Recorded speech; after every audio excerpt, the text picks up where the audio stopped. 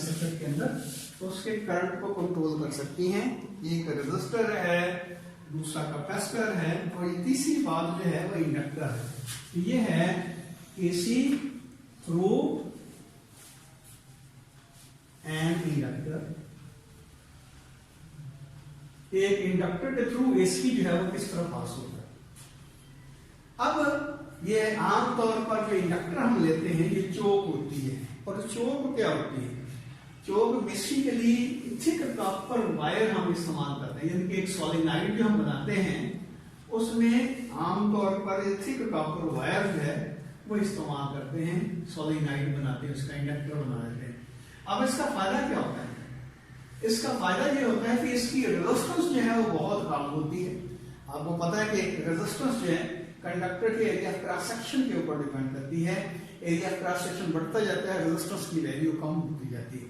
तो इसलिए ideal case में हम कहते हैं कि ये जो इंडक्टर है या चोक जिसको हम कहेंगे, आगे हम डिस्कशन चल करें, तो ये चोक जो होती है ये थिक कॉपर वायर की सोलेनॉइड होती है, यानी कि ये हमारी एक कॉइल होती है सिलेंड्रिकल शेप में, जो जिसमें वायर जो हम इस्तेमाल करते हैं, कॉपर वायर इस्तेमाल करते हैं, उसकी जो डायमेंशन, उसका डायमीटर जो होता है वो ज्यादा होता है। तो थिक कॉपर वायर जब इस्तेमाल करेंगे तो उसके रेजिस्टेंस जो है वो ना होने के बराबर होगी। तो इसका मतलब ये हुआ कि ये प्योर इंडक्टर बनता है, इसमें ईएमएफ इंड्यूस होती है या करंट इंड्यूस होता है जब इसको हम इसमें करंट जो है उसको वेरी करवाते हैं।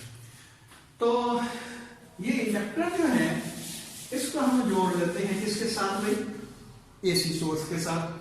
तो अब एसी जो है इंडक्टर में किस तरह फ्लो होता है, ये देखिए ये एसी सोर्स है, इसको हमने एक इंडक्टर के साथ जोड़ दिया, ये इंडक्टर का सिंबल है, इसकी इंडक्टेंस जो है L के इक्वल।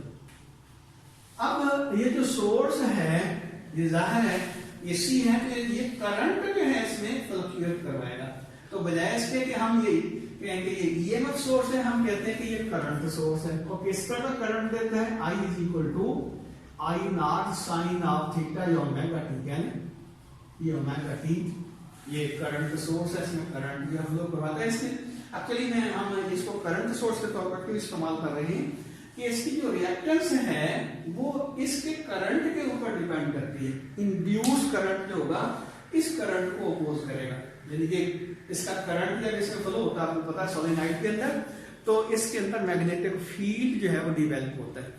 अब मैग्नेटिक फील्ड बनने की वजह से मैग्नेटिक फ्लक्स डेवलप होता है, लेकिन क्योंकि ये हमारा जो करंट है वो फ्लक्चुएट करता है, वेरी करता है, तो इसका मतलब मैग्नेटिक फ्लक्स जो है वो वेरी करता है। तो मैग्नेटिक फ्लक्स की वेरिएशन की वजह से ईएमएफ इंड्यूस होती है या उसमें करंट इंड्यूस होता है, जो कि इस करंट को अपोज करता है, या ईएमएफ इंड्यूस होती है according to Faraday law of electromagnetic induction. तो आपको याद होगा हमने इसकी जो ईएमएफ लिखी पढ़ी थी अपना सेल्फ इंडक्टेंस में, इंड्यूस्ड ईएमएफ जो होती है वो किसके बराबर होती है?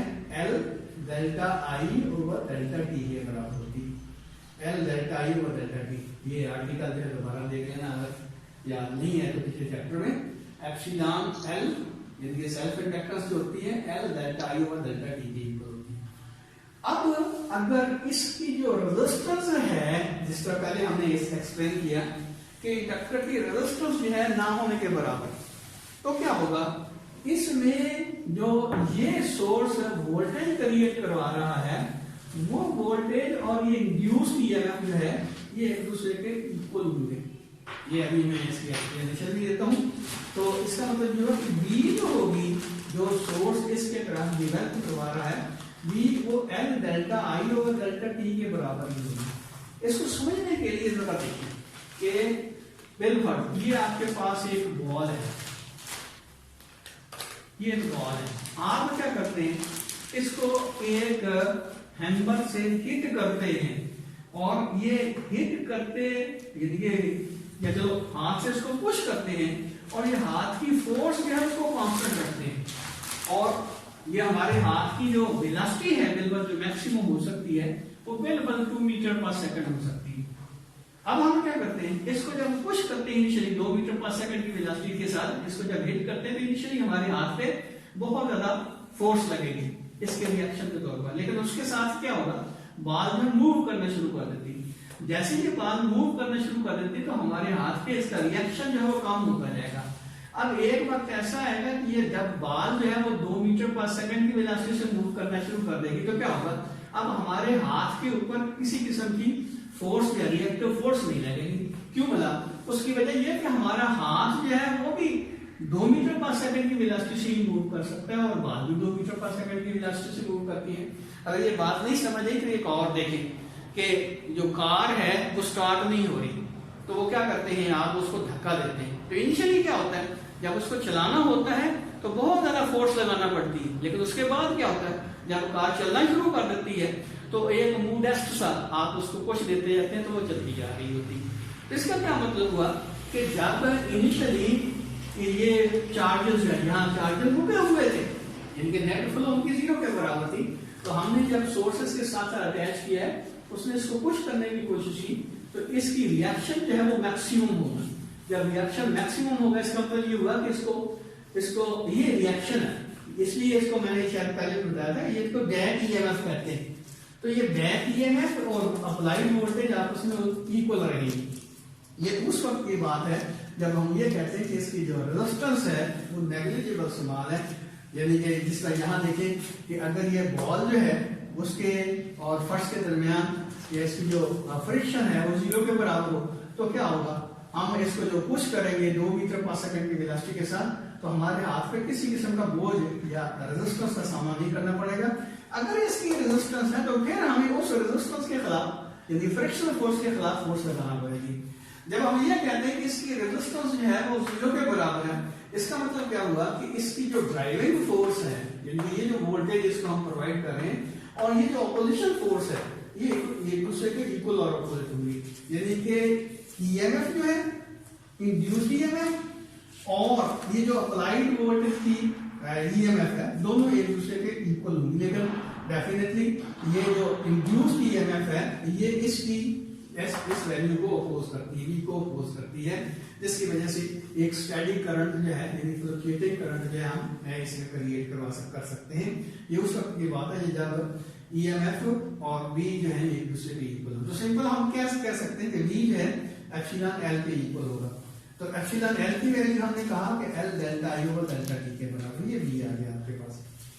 अब ये देखें सिंपल हम ये कह सकते हैं कि V is proportional to delta I over delta T। अब इसमें करंट जो है ये है और इसकी जो वोल्टेज है वो करंट के टाइम रेट ऑफ चेंज के प्रोपोर्शनल आ गई। तो अब अगर हम ये जो ग्राफ I का ड्रा करते हैं तो I का ग्राफ जो होगा वो किसके बराबर है, किस तरह होगा, जाहिर है वो साइनसॉइडल ही होगा। उसमें सिचुएशन कुछ यूं आएगी, ये देखिए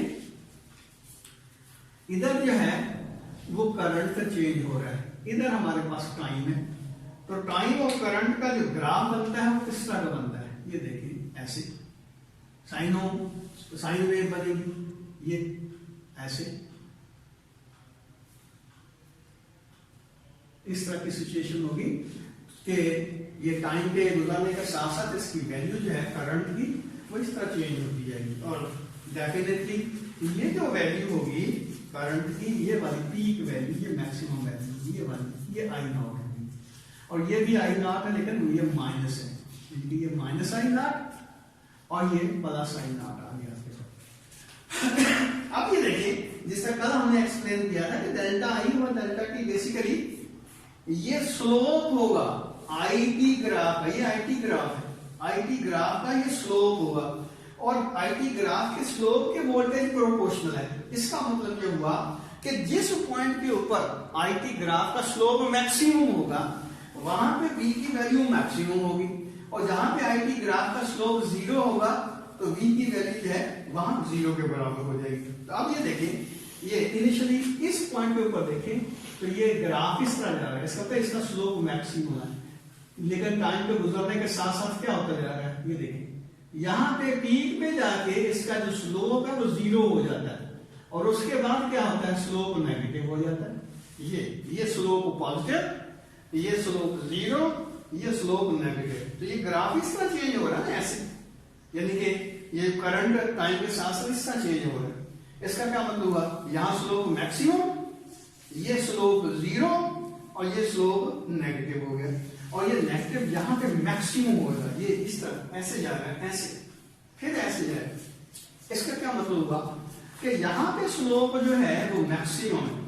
तो अगर हम इसका वोल्टेज का ग्राफ ड्रा करें तो किस तरह होगा, इस पॉइंट के स्लोप ऊपर स्लोप मैक्सिमम है, इसका तो यहाँ पे वोल्टेज मैक्सिमम होगी, और यहाँ पे स्लोप 0 है, इसका तो वोल्टेज यहाँ 0 हो जाएगी, और यहाँ पे स्लोप नेगेटिव है और मैक्सिमम है, इसका मतलब ये होगा कि यहाँ पे वोल्टेज मैक्सिमम हो जाएगी, और यहाँ पे फिर स्लोप जो है वो 0 के बराबर हो गया, ये स्लोप 0 के बराबर हो गया, यहाँ पे स्लोप मैक्सिमम है और पॉजिटिव है, इसका मतलब ग्राफ जो इस तरह का बनेगा। तो ये सिलसिला चलता जाता है। अब इन दोनों में जरा कंपेयर करके देखें कि ये जो ब्लू लाइन मैंने ड्रॉ किया है वो करंट को शो कर रही है, और ग्रीन लाइन जो है वो वोल्टेज को शो कर रही है। तो अब ये देखें, हर पॉइंट के ऊपर अगर हम चेक करते हैं तो ये इसका यहाँ पे फेज बनता है 0, जबकि इसका फेज बनता है π/2 या 90 डिग्री कह सकते हैं, ये फेज बनता है π/2।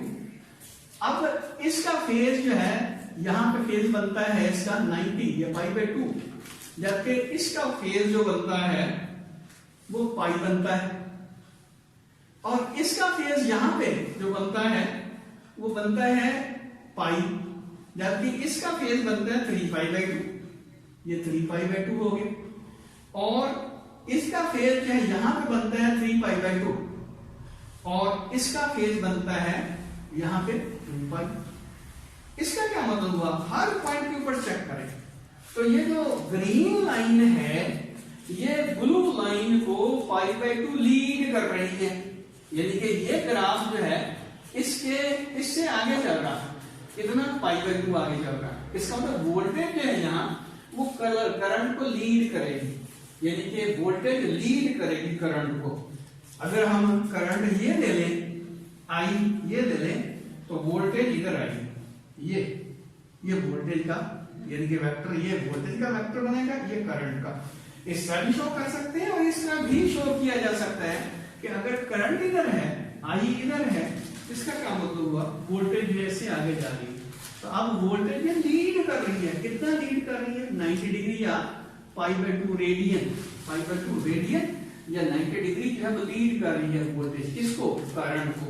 समझ आ गई होगी, क्योंकि वोल्टेज जो है वो डेल्टा आई व डेल्टा टी के इक्वल है, यानी कि जहां पे करंट का स्लोप मैक्सिमम होगा, करंट टाइम ग्राफ का स्लोप जहां पे मैक्सिमम होगा वहां पे वोल्टेज मैक्सिमम होगी, और जहां पे इसका स्लोप 0 हो जाएगा वोल्टेज की वैल्यू 0 हो जाएगी। तो ये देखिए आपके सामने है, यहाँ पे इसका स्लोप मैक्सिमम है। ये एक बात बड़ी इंपॉर्टेंट है वैसे कि यहाँ पे करंट 0 है, लेकिन rate of change of current maximum है। Current 0, rate of change of current maximum है, delta i by delta t maximum है, लेकिन करंट की वैल्यू जो है सब 0 के बराबर है। और यहाँ करंट मैक्सिमम है, करंट मैक्सिमम है, लेकिन इसकी चेंज यहाँ 0 के बराबर, यानी कि करंट अब चेंज नहीं हो रहा। यहां से फिर करंट जो है वो नेगेटिव जा रहा है, इसका क्या मतलब, अब चेंज उसकी नेगेटिव आ गई। चेंज नेगेटिव का क्या मतलब हुआ कि इसकी वोल्टेज जो है वो नेगेटिव बनती जा रही है। तो कहना ये चाहता था कि यहाँ भी जिस पॉइंट के ऊपर करंट 0 है वहां पे वोल्टेज मैक्सिमम है, और जिस पॉइंट पे वो करंट मैक्सिमम है वहां पे वोल्टेज 0 के बराबर है। लेकिन अब कैपेसिटर का और इंडक्टर का एक दूसरे के अपोलर यानी चक्कर है। वोल्टेज और करंट वहां जो है, वहां आपको पता है कि वोल्टेज जो है वो पीछे थी, करंट आगे था, यहाँ वोल्टेज आगे है π/2, और करंट जो है उससे लैगिंग बिहाइंड है। तो इस तरह की इसकी सिचुएशन बनेगी। अब अगली बात कि यहाँ जो है जो इंडक्टर है उसकी जो इंडक्टर्स है, इंडक्टर रिएक्टर्स जिसको हम कहते हैं, वो किसके इक्वल होगी, तो ये मैं कल बताऊंगा। अभी इस